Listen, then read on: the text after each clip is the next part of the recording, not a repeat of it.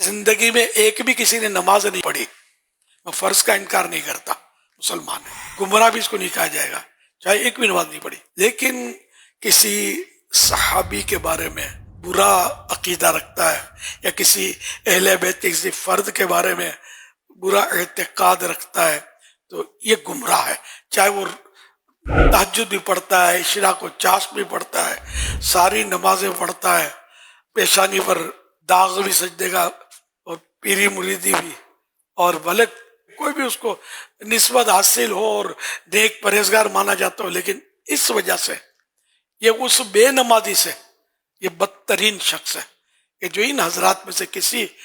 سے بغض رکھتا ہے، عناد رکھتا ہے۔ اللہ پاک ہمیں صحابہ اہل بیت کی محبت پر قائم رکھے اور انہی کی محبت پر خاتمہ کرے۔ کبھی بھی میری آپ سے درخواست ہے کہ کوئی ایسا فرد جو کسی صحابی یا اہل بیت کے کسی فرد سے بغض و عناد رکھے، ان پر تنقید کرے۔ آج کل کرتے ہیں تنقید،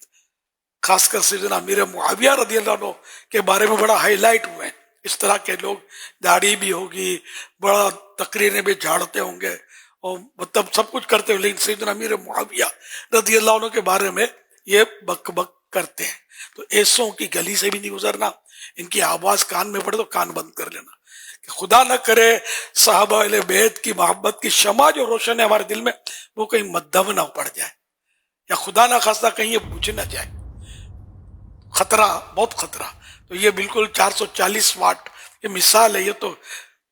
کروڑوں واٹ کا سمجھو خطرہ ہے اس میں۔ تو کبھی ایسوں کے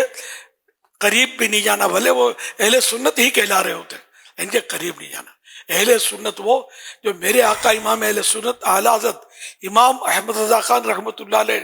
انہوں نے صحابہ اہل بیت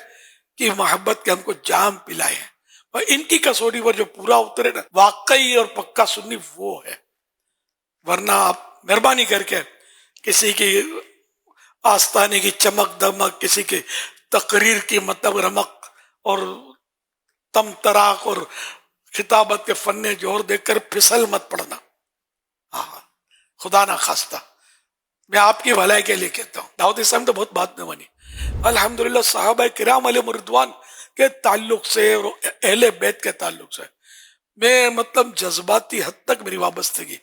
شروع سے ہی اللہ کی رحمت سے، یہ سمجھو ہمارے گھر میں سے ہم کو یہ گھٹی میں ملا ہے۔ ہم کو وہ صحابہ اہل بیت کی محبت چاہیے، ان کے ماننے والے چاہیے، ان کے ماننے والے ہمارے سر کے تاج، جو ان کو نہیں مانتے ہمارے پاؤں کی جوتی بننے کے بھی وہ قابل نہیں ہے، خدا کی قسم وہ قابل نہیں ہے، ہم ننگے پاؤں سے ہی ہیں الحمدللہ۔